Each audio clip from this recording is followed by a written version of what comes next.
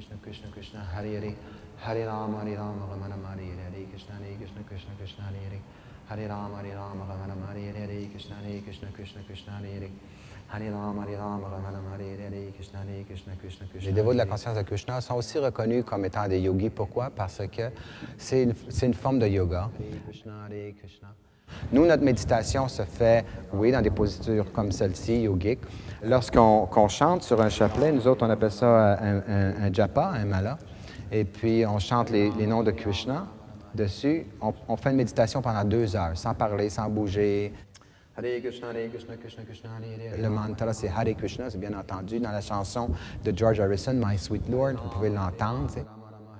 Ce sont des noms de l'être suprême, des énergies supérieures, spirituelles. Lorsqu'ils sont chantés avec conscience, a un certain effet de nous libérer de ce concept corporel de la vie. C'est qui est le but du yoga, finalement.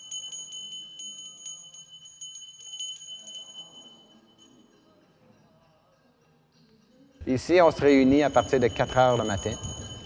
Et puis, on accueille Krishna le matin. On appelle ça le Brahma Muhurta. Il y a quelqu'un en avant qui va offrir à Krishna, direct sur l'autel.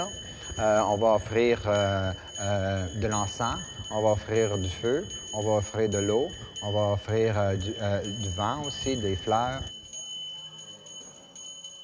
On a 4 règles strictes qui sont assez difficiles pour bien des gens de suivre. Première des choses, on ne prend aucune intoxication. On est végétarien, on ne fait pas de jeu de hasard. Et puis, bien entendu, les rapports sexuels doivent se faire entre hommes et femmes mariés. Il y a beaucoup de personnes qui sont amies des dévots, qui aiment ce qu'on fait puis qui nous supportent, sans adhérer à nos principes stricts.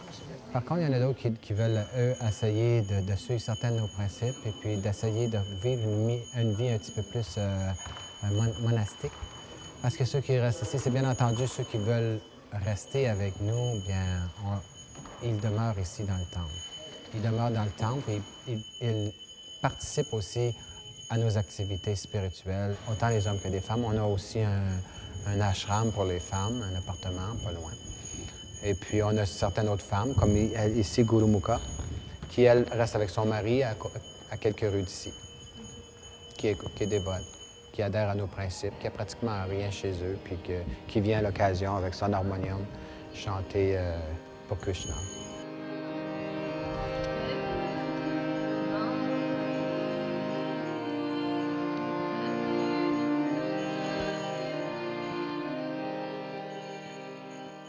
À l'entour de 107, 108, j'ai rencontré les dévots sur la rue. J'avais à cette époque-là, en 108, j'avais 12 ans.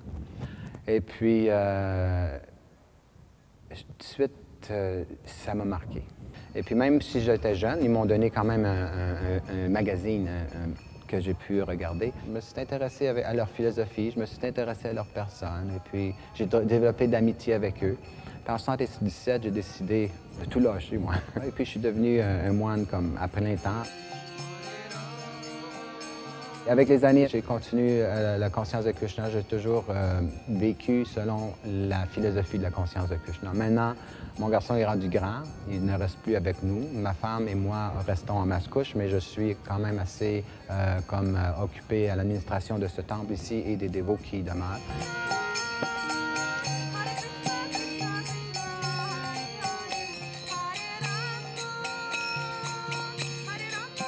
Depuis 1966, finalement, qu'on a commencé à chanter dans les parcs, sur la rue. On a perpétué cette tradition ici à Montréal. Et puis, ça a continué depuis des années et des années.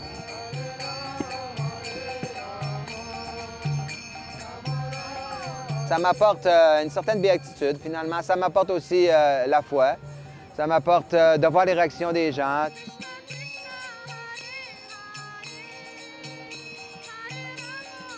Et puis tout ça, c'est un cheminement dans la voie du yoga.